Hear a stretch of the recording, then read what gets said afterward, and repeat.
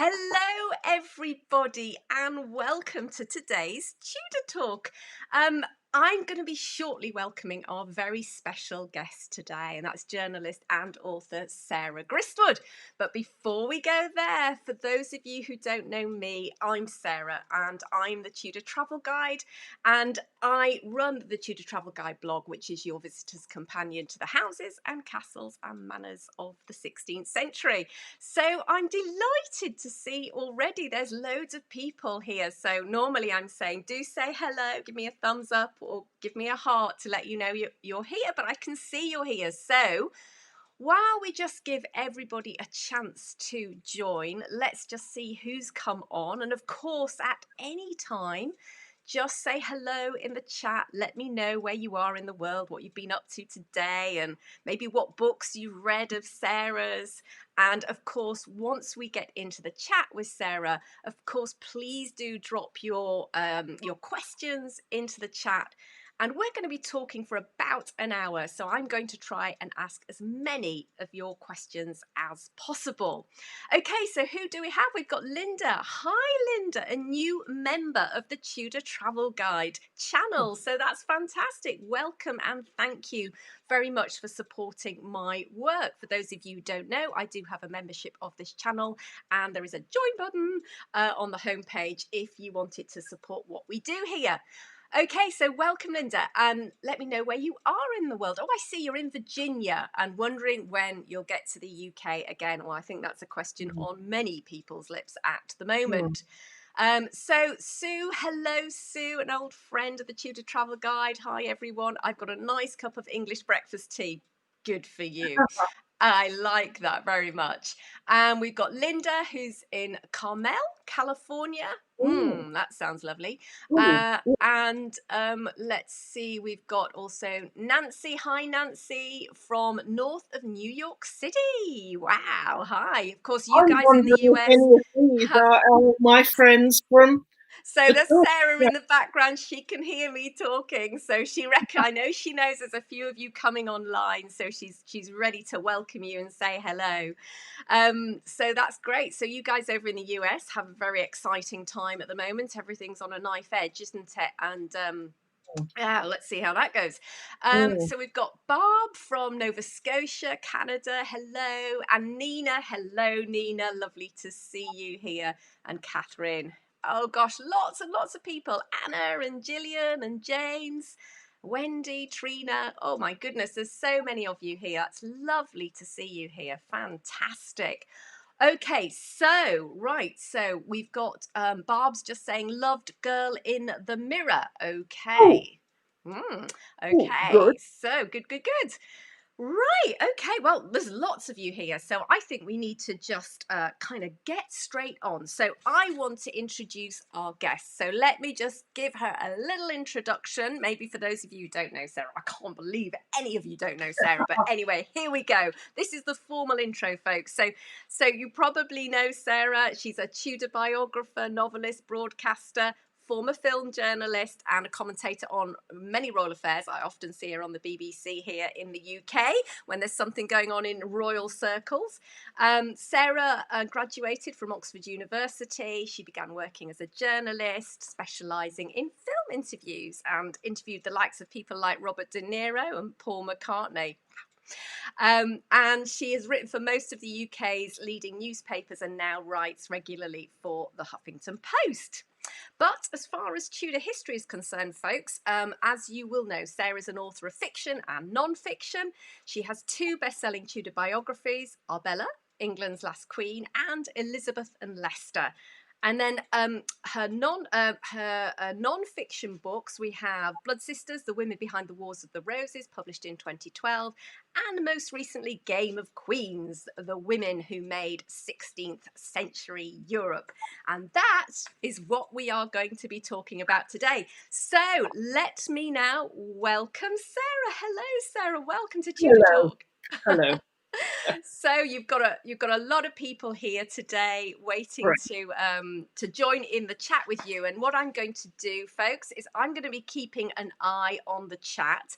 But I've got a few questions for Sarah that I'm hoping can kind of get the ball rolling, and then as questions come in, as I say, I'll try and ask as many as possible. Okay, good. So, Sarah, look. I really want to know, how did you get into Tudor history? A fellow Tudor lover, what's your story? Well, I think it's to do with the place from which I'm talking to you. I was born in Kent, in England. I'm still in Kent here in my study. But Kent, if you live between Dover and Canterbury, you almost can't avoid the history. Yeah. I mean, you go into Canterbury, you meet a friend, you say, I'll meet you by the tomb of the Black Prince. Is that... It leaves a mark, really, doesn't it? Yeah. You know, I grew up visiting National Trust and other houses, and including your favourite, I know, Hever Castle. Yes, indeed. And really, there you are. They've got you. Like the Jesuits said, you know, get a child before he's 8 years old and he's yours for life. And that was it, I guess, with the Tudors, with history and me. So you've been swept off your feet by those Tudor places, and there is nothing like Yeah. visiting a place, is there, to bring the history to life? No, that's absolutely right. I still feel that. I've suffered in a way because some of my later books, once I started off on such an easy wicket with Arbella, who's utterly associated with one place in particular, Hardwick Hall in Derbyshire. And then, you know, Elizabeth and Leicester, Kenilworth, Hatfield House, Yes. the Tower. Yeah. But when you start getting a little bit more diverse or a little bit further back in the past, that kind of physical research gets actually a lot harder. And I find that quite difficult when I can't go there and smell the roses. Yeah, it makes all the difference in Yeah. the world. It really does. Yeah. That's wonderful. So, okay, so now in terms of writing, I really like to understand kind of what motivates writers. We talked a little bit about your love of Tudor Yeah. history, but is there a common theme that tends to inspire your Yeah. writing? Yes, there tends to be. Perhaps it's one that now is becoming less acute or not, because for me, it's very much about women's history and the voices of women still, certainly from the Tudor or earlier periods, still haven't got, even now with all the work that's happened in the last 10, 20 years, the same access as male voices have.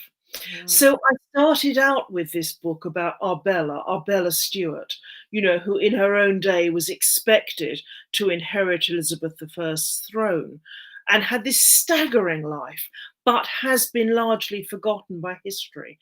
And that was for two reasons. One is just that, you know, it's the winners who write history, and it was her cousin, James I, who won the battle for the throne. But also, I think there was the question, this traditionally, you know, from, let's say, right up until quite late in the 20th century, this almost dismissal of women's history, women's voices. And that's really what, not consciously, but just instinctively, I wanted to address. I mean, even in a book like Elizabeth and Leicester, where there's two people in the title, one of them male, one of them female, but even then, the point applies, because Elizabeth was kind of almost, her feelings for Leicester and for her other favourites was almost used to denigrate her in a way. It was kind of, you know, considered as being her weak spot. Oh, well, guess what?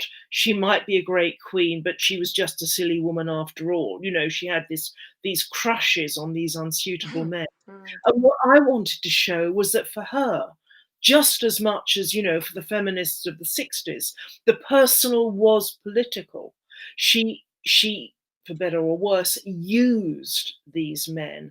They became an important part of her weaponry, if you like. And so really that was rather the Victorian perspective, you know, guess what? She was this great icon, Gloriana, heroine of Tilbury, Virgin Queen and all that. But oh, she was pretty silly on the side, you And so know?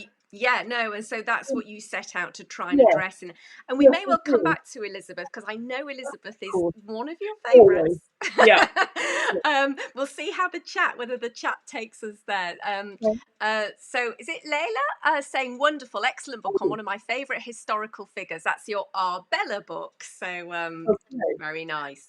So Lola, I wonder if yes. Anyway, yeah, go on. lovely. So now, of course, your book Game of Queens Mm, epitomizes, therefore, I guess, your mm, desire to give voice to yes, female stories. And you yes. captured in that book the stories of an incredible collection of women who were forces of nature in their Mm, time, I guess. mm, But mm. so I'm imagining several people who are joining us today will have read this. But for those people who haven't read your book, can you just give us a little précis of what it's about and what you were trying to do? I guess you might have answered some of that, but over to you, Sarah. Well, no, in a way, let's if I can, it's a long answer, but Yes. start with how it begun.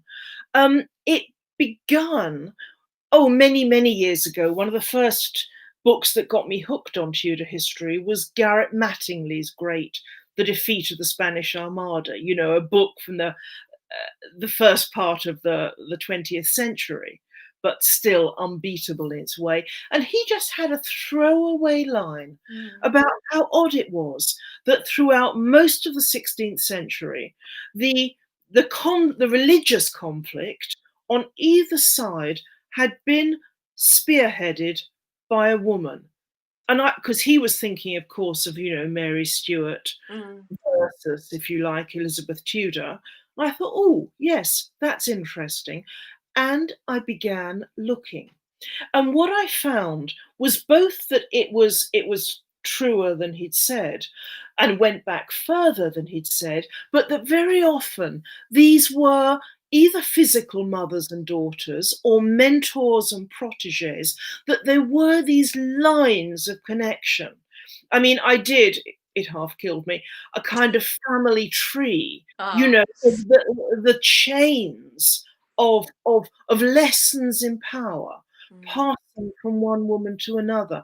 And what interested me was that the women themselves were very conscious of these bonds. This isn't a kind of imposition from the Me Too generation. Mm. This was something of which they were absolutely aware. Mm. And one of the points you make quite early on in your book, which I was like, yeah, of course, but it was really interesting nevertheless to have it pointed out so obviously, was that there was this real constellation of women at the heart of Mm, power in Europe at the mm, time. yeah, And I suppose one of my first questions was this novel, was this the first time in history where we have such yeah, an obvious kind of cluster of mm, very powerful, mm, influential women? yeah. Well, that's a good question. Um, pr- hmm. I'm probably not equipped to answer about, for example, the ancient world. Okay.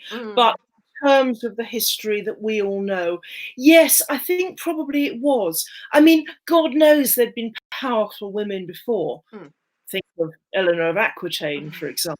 mm, And some of them, in fact, what I'm doing in the book I'm writing now is almost tracing links from them through to the Tudor age. But it was strange that the long 16th century, if you like, from an English mm, perspective, 1485 to 1603, threw up this staggering number of women. I mean, you kind of kick off with Isabella of Castile, who we all know, and in France, people like Anne de Beaujeu, who many of us don't. mm, And it is just extraordinary how fate kept on throwing up powerful women. yeah. And in a sense, the time was maybe right to receive them, because there had been a lot of debate coming in with the Renaissance about women's roles, Mm, about women were really as incapable, you know, of holding power as had often been thought. mm. And so really, I guess came the time, came the women. And I guess you had that humanist, didn't you? Yeah, yeah, Kind of yeah. a right, the humanist sort of way of educating women, Mm, and yeah. humanists wanting to educate their daughters, etc. Mm, So yes, I see what you mm, mean about that. But what do you think was mm. the? We're going to dive into some of the stories of some of Okay, the women, maybe some of your okay. favourite stories, Yeah, some of the characters I yeah. most enjoy, and hopefully, folks, if you're watching this, maybe there are some of those women that you want to ask questions about. So we'll throw some names out there and then we'll explore from there. But Mhm. what do you think was the impact potentially of having this group of powerful women across the 16th century? Do you think it made a difference? Mm. Well, I guess in lasting terms, what it almost meant was that no one could ever say, as certainly in England they had said before, that women really weren't capable of holding power. You know, after Elizabeth I, no one could ever Mm. say again that that was true. Um, I think, yeah, I think that was the big lesson. I mean, it's in Game of Queens, I realised I wound up, God help me, a book with 16 protagonists, 5 different territories, and Of course. covering, more than 100 years of history. Mm. So obviously the same answer doesn't quite apply across the board. But I think that kind of example of women successfully holding power and making alliances with each other is something that Mm. hasn't altogether been forgotten, but certainly shouldn't be forgotten. It went away for a bit. You know, I do see something Yes. as Mm. dying in Elizabeth's last years. Mm. Maybe, who knows, when she was forced to Mm. execute another powerful woman, her cousin Mm. Mary Mm. of Fotheringay. But but once it's happened, it never goes away. Yes, never forgotten, never Mm, completely forgotten. mm, So let's talk yeah. about some of the characters in the book. Okay. So, do you want to just give us a quick kind of um, outline of those 16 protagonists? And I don't mean Oh in my detail, God. just who Okay. who who were some of your Oh, favourite characters that you touched on? Do okay. you think? All right. Um, I should really have flashed up the family tree, except that no one will take it on board in a minute. Basically, I saw several different lines of power. I mean, some of which we know, as it were, but some we don't.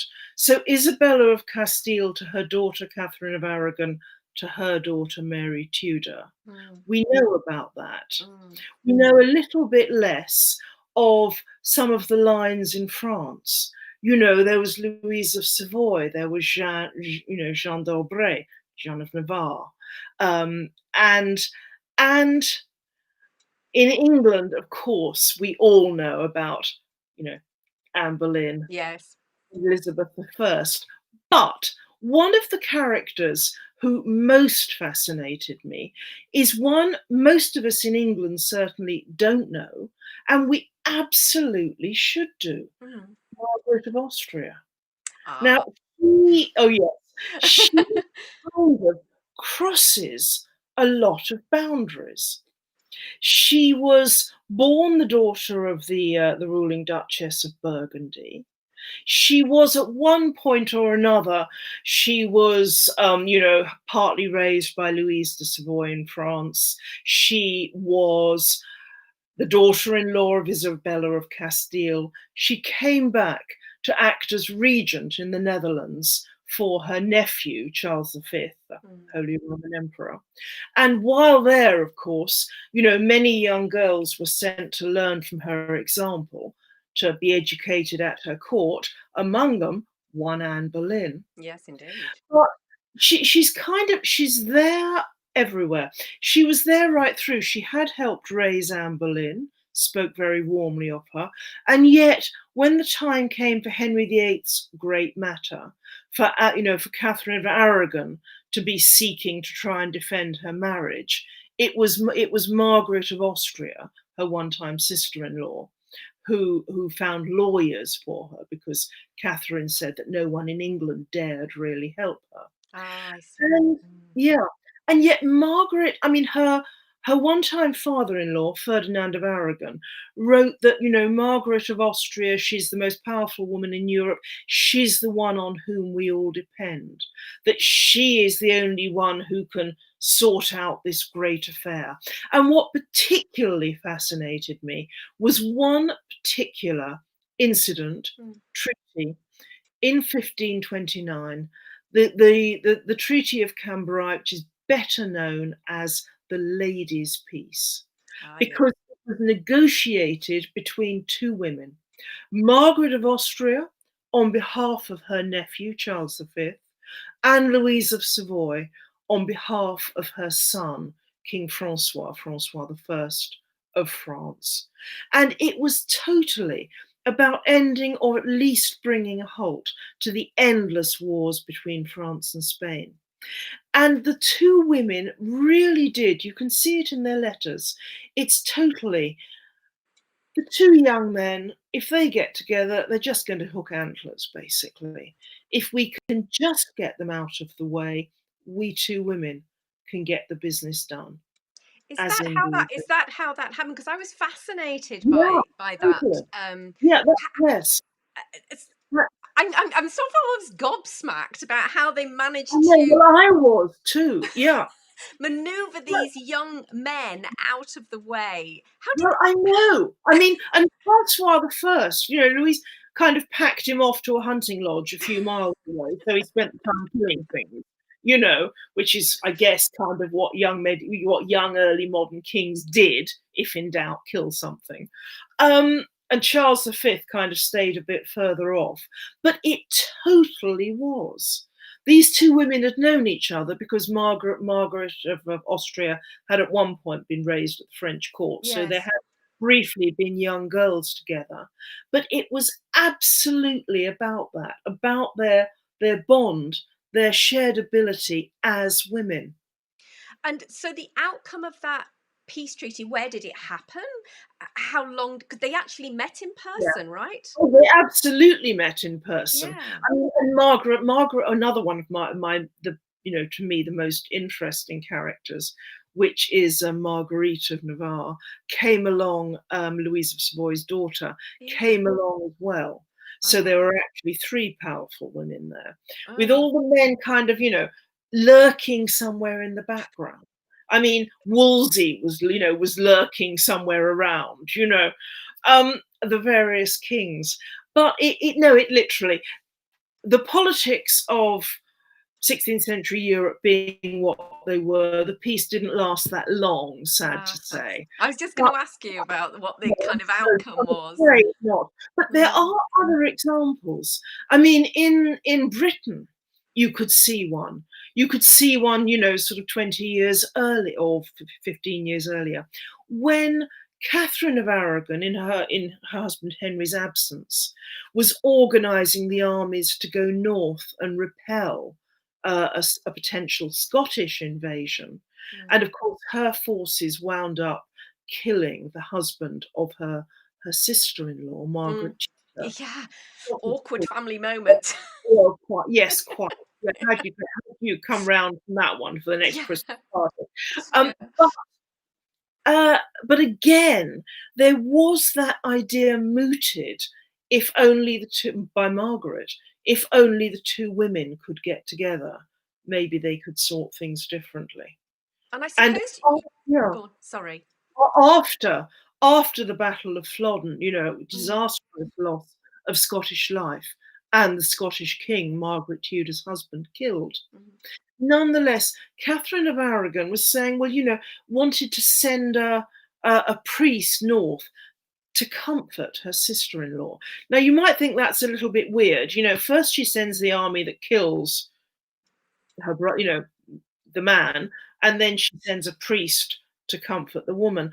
But there may have been this idea that actually, if Margaret Tudor, as she had been, became regent of Scotland, she'd doubtless be running Scotland in a kind of, in English interests, in a sense. Mm. Everything in her background would incline her to an Mm. English alliance.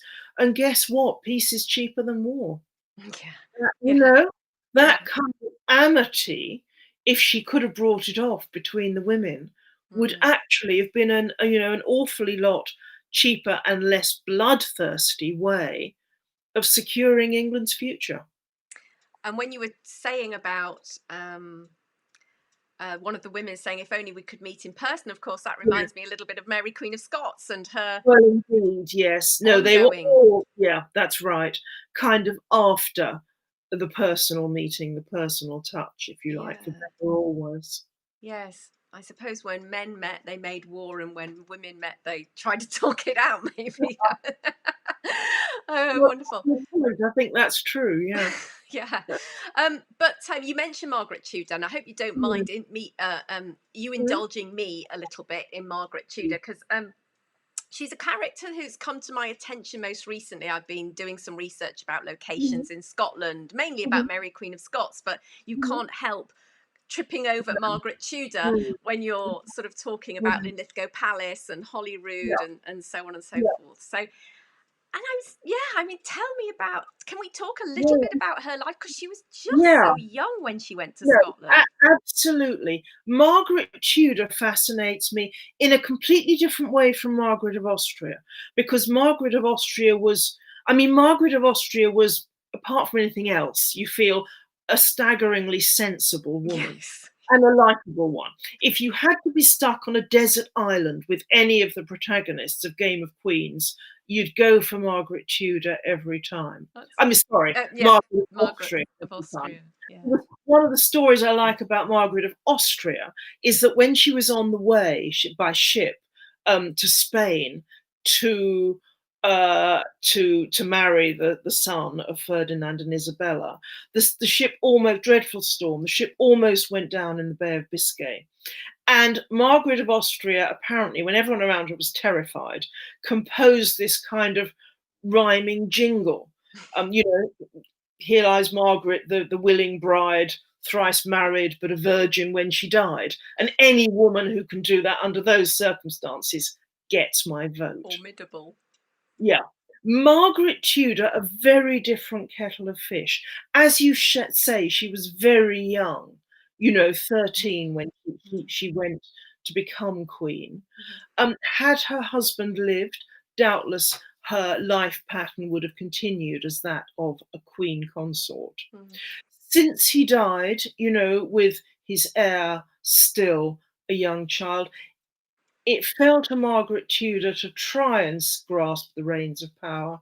She didn't do it wholly successfully, but she was in this impossible position.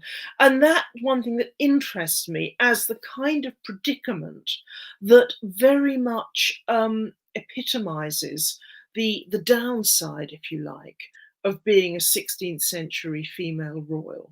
Because if you think about it, after Flodden, the English army had massacred the Scottish nobility, killed the Scottish king.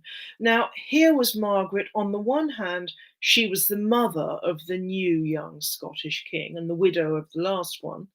On the other hand, she was the sister of the man whose armies had done the damage. mm. And it was a huge, that conflict of interest. The Scottish nobles, when they looked at her, when they considered how much power she should have, how Mm. close to a regency, must have looked at her with this strange Yeah. double vision. What was she? The wife and mother of Scottish kings, or the sister of an English one? And Margaret herself had the same conflicts. And You know, how did she, what evidence do we have as how she dealt with that and how well, she tried to yeah. No, reconcile that? no, it was indeed a problem because, in a sense, the obvious person to whom she could turn would be her brother, Henry Mm. VIII. But yet, guess what? What his armies had just done.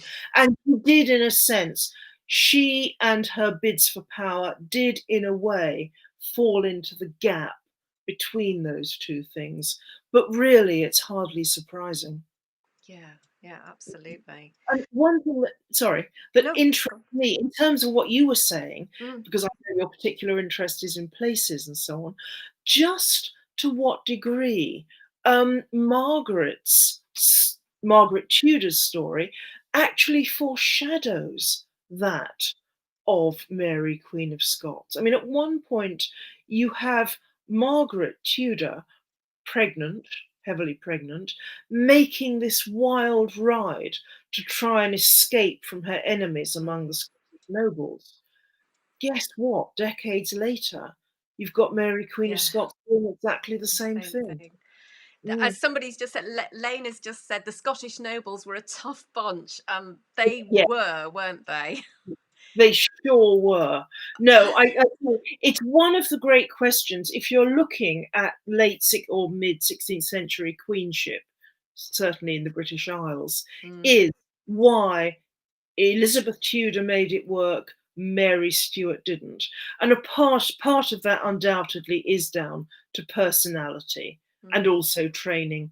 But a part of it, which we probably, I know I do, we tend to underestimate, yeah, is that thing of the Scottish nobles. yeah, Just, what a different position the crown yeah. there was in. Yes, when I was in Scotland and I met several people from the Mary Mm. Stuart Society were telling me Oh, about the fact that, Elizabeth had the likes of Cecil who were for exactly. England, and there wasn't the same kind of sense of unity around the Scottish nobles being No, for Scotland. They were more for themselves. no, she had one. Mary Stuart had one great servant, I think, in Maitland, Ah, yes. who, yes, who to me is kind of the Scottish Cecil, and a fascinating character. But no, indeed, she did have impossible problems to cope with. A couple of people have just been talking. I've just been keeping an Mhm, eye on chat as we've mhm. been going through. There's been lots and lots of comments. So thank you guys for sort of keeping chatting and commenting, and lots of people saying, oh, they love you and could listen to you talk all day, um, and they love your necklace as well, by the way. Oh, So good thank fashion you. choice.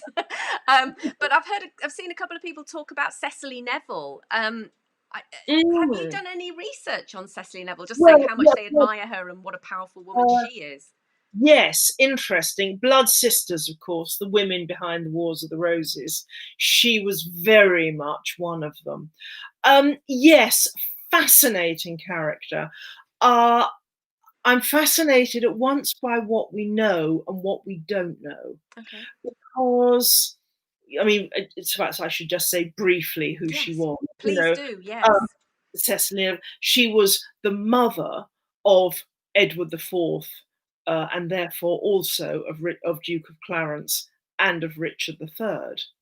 So Cecily Neville, she was a great, pre-Tudor, late medieval matriarch. She was, sort of the matriarch of the Yorkist line.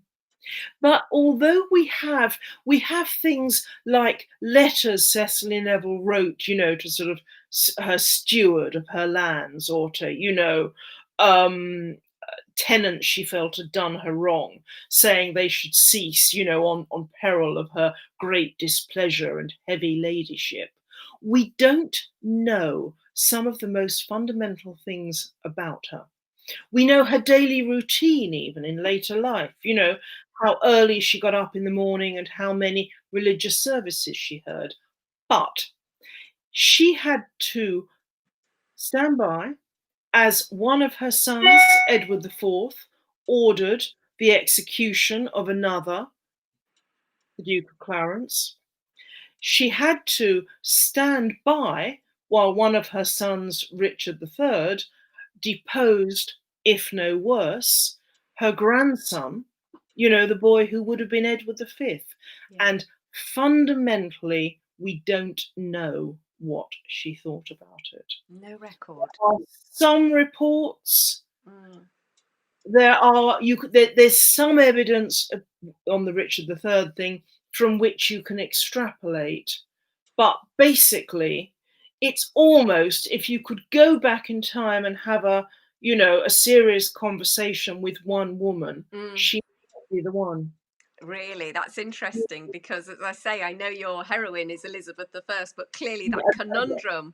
Wow, yeah. yes. I mean, the personally fascinating one for me, probably for most of us, is Anne Boleyn.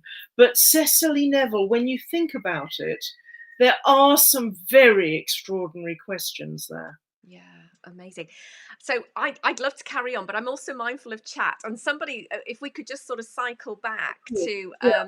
Mary Queen of Scots, I believe we're talking Susan Sackett saying, what about the Catholic Protestant issue for Mary? So how did that play into her Mm, queenship? yes. Yeah. No, that was an absolutely major problem. One, of course, for which Elizabeth I had to deal with it to some degree, but not quite in the same way. The trouble, Mary Stuart, from the start of her active queenship, was effectively on the other side of the fence from that of many of the men who might have been her support, Mm, from many of her nobles. And that was a really fundamental issue of her queenship. After her active queenship, after she fled south into England, of course, it dominated her identity to an even greater degree. I mean, on the one hand, Mary's Catholicism represented the huge problem for Elizabeth, that to true Catholics, Mary, not Elizabeth, was the rightful Queen of England. And on the other, it became increasingly, as the years of her captivity wore on, the linchpin of Mary's own identity. Certainly, she went to her death effectively recasting herself as a Catholic martyr. yeah, I mean, obviously, my understanding of Mary is obviously she was always deeply Catholic, but she was quite tolerant Yeah, of yeah, she Protestants. was. but Yeah. but she kind of got forced into this Catholic when she came Yeah. to England, as you say, and it was a great identity that's given her a sense of immortality, really, No, I hasn't it? think that's exactly right. I mean, we know that famous scene at Fotheringay, Yeah. when she's taking off her overdress to reveal an underskirt, in the crimson, the colour of Catholic martyrdom. Mm. Yes, I think that's it. That what became that, rather than failed queen who'd made some really rotten marital choices, became the identity that would take her forward into posterity. Yeah, absolutely. So, there's another lady being mentioned. I don't know whether you've studied this lady, Anne of Cleves. So somebody said, I've almost been Oh, impressed with Anne of Cleves. Now, okay. she is another Yeah. interesting character, isn't Well, she? it is, I know, and one who's probably had an unfair deal in history, posterity, memory, whatever, in that we all think, oh, the Flanders mare. And as we now know, that was very possibly not true. Mm. It was more about Henry. But again, I know I love Anne of Cleves. We all, so you would do too if you love Hever. But we all really want to know. We'd love to think that after her marriage with Henry was dissolved, after she went off as the king's quote dear sister, we'd love to think that she had a sort of really happy life as a single woman. In some ways perhaps she did, but unfortunately the evidence does suggest she never ceased to mourn her queenship, Yeah, yeah. feel that she had been cheated of the role in life she should have had. It's interesting because you were talking earlier about if you were stranded on a desert island and you wanted to be Mm. with somebody. I think kind of Cleves might be that person for Actually, me you're right. No, she'd be pretty good, I'm sure. I because think you're right. she Yeah. came across to me as being such a warm-hearted, Yes. kind, sort Yes. of person you'd Yeah. really want as a dependable Oh, friend. oh, yeah, I can totally second that one. Yeah. Okay, right. Let's have a look. So somebody's saying the smartest wife. So I imagine that's related to Anne of Yeah. Cleves. Did Anne of Cleves attend? I think the Virgin Queen's coronation. So we're talking about Elizabeth. She was dead. Ah, Just trying. did. She was around for a number of the big ceremonies Yeah, for the two women who'd been briefly her stepdaughter, for Mary, and but she was Anne of Cleves was effectively passing out of public life yes, to a great degree. yeah. And I think Well, she she died in died, 1557. I yeah, think so. yeah. By the time Elizabeth actually came to the throne, yes, indeed. Yeah, She was around a little bit during Mary's reign, but effectively she seems to have kept her head down. yeah, Very understandably, one feels, because even after her her divorce, if that's the word, the annulment of her marriage to Henry, she kept on having to be worried, basically. There'd be investigations into her religious beliefs, into who she'd been having contact with. Yes. So I think she learned to just, yeah. Yeah. And so we've got somebody else, Analia, was saying, in your point of view, what was the worst mistake that Mary, Queen of Scots, took that Oh kind of resulted in her fall? God, where do you start? Um, There's a few. well, Darnley, Bothwell. The mistakes seem to be kind of the men, basically. Mm, Um,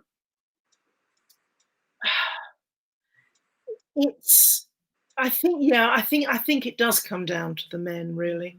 mm, Uh, Darnley, one can see why she did it, and in a sense, Elizabeth almost forced her into it because, the constant pressure that Elizabeth was placing on her not to marry without Elizabeth's sanction, that frankly insulting idea that Mary should marry Robert Dudley, mm, Elizabeth's mm, own favourite. But mm. Darnley did turn out to be a disastrously bad choice. And then, of course, after Darnley's murder, what does Mary do but turn around and quickly allow herself to be persuaded or coerced into marriage with the man many thought had killed her had Yeah. killed her family.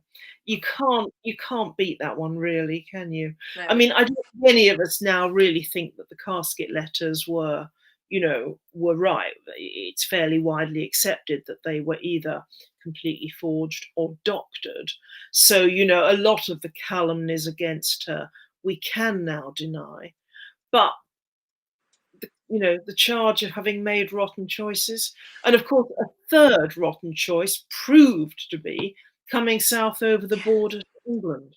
But Yeah. it does, perhaps then she felt she didn't have many choices, but it did seem as though consistently Mary had a very unrealistic view of her position. I mean, in England, she didn't appear to appreciate quite what an appalling problem she posed for Elizabeth. Mm, Um, God knows she paid for it, but somehow it's impossible not to feel that whether it was through personality or through training, because of course she'd grown up in France, she was reared as the decorative queen consort to a French king rather than as the active Queen of Scotland. yeah. She Yeah. just wasn't there for the job. And somebody also made a point to me when I was up in Scotland recently that Elizabeth was, from being a child, from being a small child, she had to deal with what happened to her Yeah, mother and yeah. all the politics that were swirling around her. She had such a good schooling, didn't she? Yeah, And that's right. I mean, a you had brutal to handle. schooling, but you could hardly get a better one Yeah. in all those sort of difficult, edgy arts. Yeah, yeah, absolutely. Mm. So I think we should talk about Elizabeth. So I think because I know she's your Always a favourite. So pleasure. hold on a minute. We've just had a couple of let me just ask you a couple of questions. I was going to dive into one of my own, but we've got a couple come through here. So okay. So Beverly's saying, how do you feel when you see these women you admire portrayed on screen? That's a really Oh, interesting. okay. Yeah. All right. Well, actually, let's take Elizabeth because I almost don't care how they portray Mary. Sorry. Um, I think we've all got our favourites, haven't we? I mean, to me, I suppose I grew up on Glenda Jackson, and I'm not sure that she can ever be beaten. How do I feel in general? I guess it does depend how you feel about the portrayal. Mm, Um, mm, the Glenda Jackson, quite politically oriented portrayal probably helped shape many of our ideas of Elizabeth, and not necessarily in a bad way. I'm not sure there's much there that I disagree with, mm, even now. Um, No, I think it does all depend how well it's done. I mean, I personally, sorry, we're getting here into the big issue of fact and fiction. Um, I personally am quite tolerant of small deviations from the known facts. Maybe that's my background as a film journalist. You know, with the Tudors, I could, I can forgive. I've had conversations with Alison Weir where she was very cross about the wrong shape of head bonnet. Well, forgive me, I, possibly wouldn't have recognised, but I can certainly forgive that. Mm. I can even sort of forgive them for taking two of Henry VIII's sisters, melding them together and marrying them to the wrong king. But the bit that that did it for me with the Tudors, and I've had conversations with Michael Hirst, the man who wrote it, All right. but where Cromwell Yeah. took a number of palace grandees down to the cellar in Whitehall or wherever and showed them this amazing new gadget that was going to get the word out about Anne Boleyn and the dissolution of the monasteries. And they all went, oh, good heavens, invention of the devil. And it was the printing Yeah. press. Sorry, we're about half a century out. Yeah. So that's the one that lost it for me. I'm sorry, that's a very rambling answer. But in a sense, yeah, I guess seeing these women portrayed on screen, it comes down for me to whether the portrayal is one I recognize, if you like. Mm, mm. And I'm gonna maybe in some ways this next question is related a little bit, but James is asking your opinion. Who would you say are the most unfairly maligned women in both the 15th and 16th century? So again, this Oh, is kind of how we've sure. interpreted Well, people. oh, that's interesting. Well, of course, everyone in a sense wound up maligned by one side and lauded by the other. Yeah, that's Actually, I think Margaret of Anjou is one I'd go for. 15th century, the yeah. wife of Henry VI, the second woman to be dubbed the she-wolf of second English queen to be dubbed she-wolf of France. Um, called this great and strong laboured woman. But of course, by then we were into the Wars of the Roses. So if you were on the Lancastrian side, she'd be a wholly good thing. If you were on the Yorkist side, she'd be an appalling one. Yeah. I mean, there was a bit of general sexism from both sides going on, but I think she's someone who's had a pretty bad press. I don't feel she was remotely an easy character, but in a sense, events forced her to the Yeah. line she took. Right. And somebody else, Layla again, I think it's Layla. Sorry if I'm pronouncing your name wrongly, saying Arbella. So obviously you Oh, spent a lot of time oh, writing wow. about her. Oh, that's interesting. Yes, actually, I guess in a way it depends what you call maligned, because in a way, Arbella's problem was more being forgotten or dismissed over the centuries rather than actively maligned. Um, Mm, okay, okay. Arbella, who in fact, possibly even, she's still my favourite heroine as in person to write about. All right. I don't hold the brief that I do for Elizabeth. I hate to say it, but had she become queen, she'd probably have been a rotten one. Because again, like Mary Queen of Scots, she hadn't had the training for it. But Arbella, she had this extraordinary life, reared by her grandmother Bess of Hardwick in the hope, expectation that she might inherit Elizabeth's throne. And because, her father was Lord Darnley's younger brother, descended Mm, from mm, Margaret Tudor. Um, and many contemporaries actually thought that would happen. There was a moment in the 1580s when all the ambassadors were writing, it is Arbella, 1590s even, they would proclaim queen if Elizabeth were now to die. But over the years, Arbella's chances faded away. She tried in the first months of 1603, as Elizabeth was dying, Arbella 27 and still a spinster, which of course was, unusual for an aristocrat of the day, tried to arrange her own marriage. Now, she did so with a boy she'd never met, but one who had his own claim to the throne, a Seymour, so descended from the sister of Lady Jane Grey. Mhm. But somehow, and then later on, she came to James's court. She made an unsanctioned marriage with the brother of the one she'd gone through for the first time. Oh, it was discovered, they're imprisoned in the Tower, Arbella fled abroad. It's all good dramatic stuff.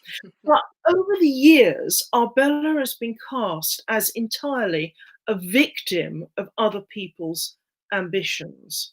And, one who only wanted a sort of quiet life with a, man she loved. I don't quite see how you can make the events of 1603 work out that way. Right. Right. She was gunning for the throne, Mm. as she had been raised to do. So she's been, yeah, not blamed, if you like, but almost more dismissed by the perceptions of later centuries. Yeah, Sorry, interesting. that was a very long answer, No, but not at all. Not at all. No, I think it's quite an important distinction, isn't it? There is definitely a mm, distinction between being dismissed and mm, maligned. I think yeah. we've probably got time for a couple more questions, and I absolutely know what the last one's going to be, and that's what you're working on next. But I think we've got a chance to squeeze one in from Silkworm and Cottontails, who I know, and who's a hello there, nice to see you.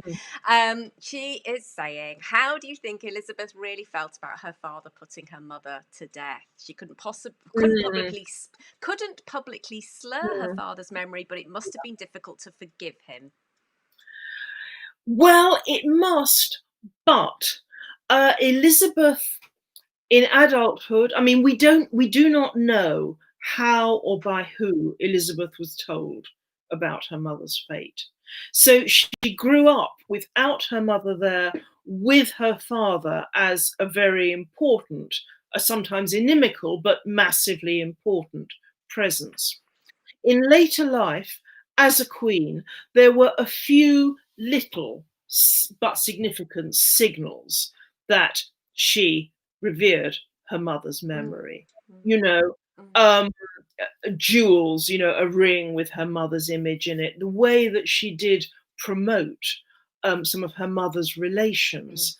But she didn't do, when she came to the throne, Elizabeth did not do what Mary did, which is to have her mother's reputation officially mm, cleared up. mm, Um,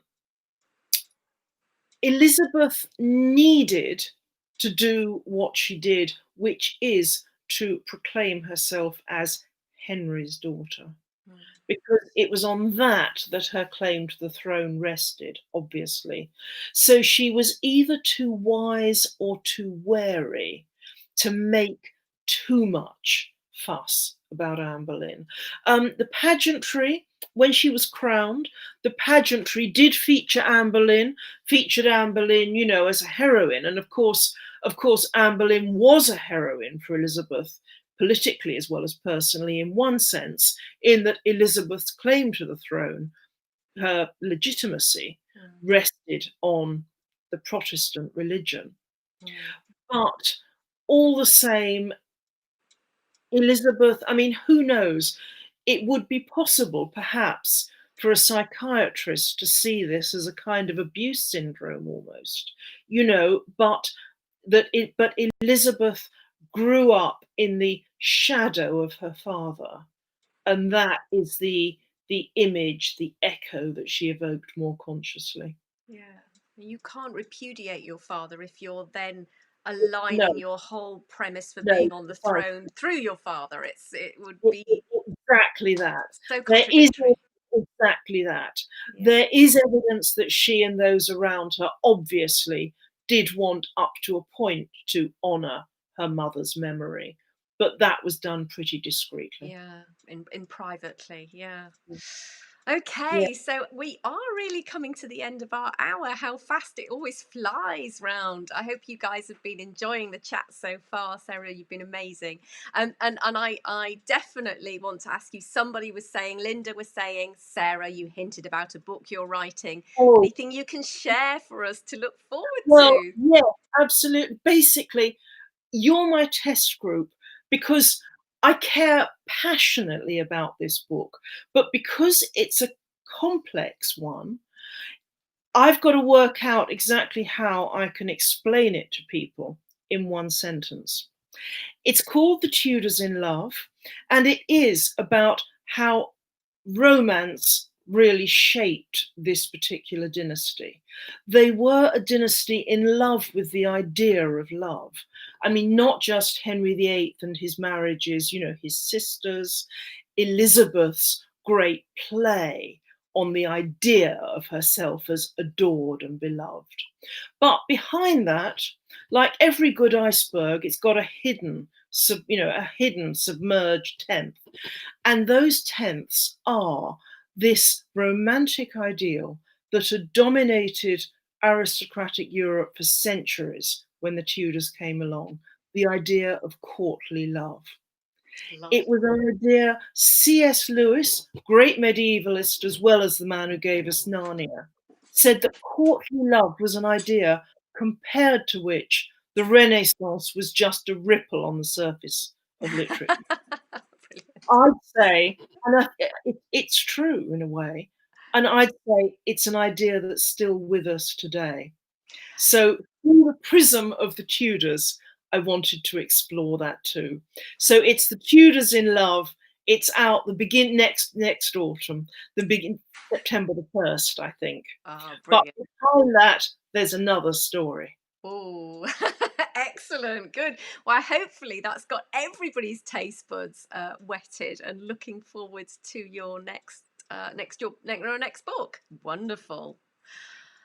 So, so I just want to say thank you, Sarah, so much for being part of Tudor Talk. As I say, the time has flown by and we've had so many comments. So just let me read a few to you here. So Sue's saying, really, time really does fly. This is fascinating. Lane says, this has been just terrific. Beverly says, thank you, lovely Sarahs. Oh, And Linda Williams, miss you, Sarah. Good to oh, yeah, absolutely. Yeah. Okay, so Linda was asking a question before, so I Mm, didn't say the surname, but obviously you guys know each other. Jane, fascinating yeah. chat. Thank you, Anna. Thank you. It's amazing. Both Sarah's rock. Layla is saying, can't wait to read your book. And Jamie, wow, I'm looking forward to that book. Thank you so much for the chat. Oh gosh, they're just piling in. So that's wonderful. And if you want to Thank you. and Sarah, Mm, you will be able to see, hopefully, the live chat. It's a bit temperamental, but it does tend to at some point appear. So if you want to go and check out all the nice comments true. afterwards, I'm sure you can Thank do you. so. So I'm going to say goodbye now, but guys, if you could just stay on, I've got a couple of just announcements as ever. Oh, you might not be able to. Hopefully, you can hear me again now. I just was on mute for a moment. Okay, so I just wanted to make a couple of announcements. First of all, I am holding a virtual summit at the end of this month, The Rise and Fall of Cardinal Wolsey. Some of you are probably aware that it's the 490th anniversary of the death of Cardinal Wolsey on the 29th of November. And I've been working over the last few months to put together a virtual mini summit. And I have Professor Glenn Richardson, Professor Catherine Fletcher, and Dr. Jonathan Foyle and myself, covering all sorts of aspects of Wolsey's life from his early years, his rise, his involvement in the King's Great Matter, his patronage of the arts and Hampton Court, his death, of course, his downfall, and I'll be covering his final journey from Cawood through to Leicester Abbey by looking at the places which he stayed in and how that story unfolded. So if you want to register, it is entirely free to participate. The videos will go live over the weekend of the 28th to the 29th of November, but if you're registered, you do not have to watch them live. They will be available for you to watch right the way through to the 5th of January. So when you've had enough of that Christmas turkey and you want to escape the rallies and you just need some you time with some Tudor stuff, you can go back, watch the videos, or catch up at the videos on your leisure. So if you want to register, it's it's the usual, the tudortravelguide.com/virtual summit, and you'll see the link. I've put the link in the description below. So if you click on that, you'll be taken through to the page where you'll have more info and you can reserve your place. As I said, it's completely free. And the final announcement I want to make is it's Christmas. Oh gosh, sorry about that, guys, if I said the C word. But planning ahead at this time of year, I always make a limited number of my books, signed books, available. So if you want to purchase signed copies of either of my In the Footsteps books, that's In the Footsteps of Anne Boleyn, In the Footsteps of the Six Wives of Henry VIII, or my novel, Le Temps Viendra, a novel of Anne Boleyn, which is in English, in 2 volumes. I have 10 copies of each to be signed for Christmas gifts. And if you're interested, all you need to do is send me an email at sarah@thetudortravelguide.com. That's sarah@thetudortravelguide.com. Tell me your name, where you live in the world, and which book you're interested in, and I'll be able to get back to you with the costs associated with that, and then we can take it from there if you're interested. And of course, I'd need to know whether it's a present for you or somebody else, and how you'd like me to sign the book. So yes, so those are a couple of things, and with that, I just want to end and say thank you so much. There have been over 90 of you joining us this evening. It's been wonderful. It's really made by having you here, and your interaction is so much fun. So thank you. And once again, just to say, December, there's no live chat in December. I take a bit of downtime in December to do some planning in the background for the Tudor Travel Guide in the year ahead. There's going to be loads going on. But we will be back in January, and I'm talking to Michael Carter, who's a specialist on the dissolution of the monasteries and works with English heritage, and he is a fantastic character. So that will be, I will advertise, I don't know whether it's the first Saturday, I think it might be the second Saturday in January, but if you stick around on social media, of course, you'll see me posting. Okay, guys, thank you so much. Have a wonderful day, evening, morning, afternoon, wherever you are in the world. All right, lots of love. Bye.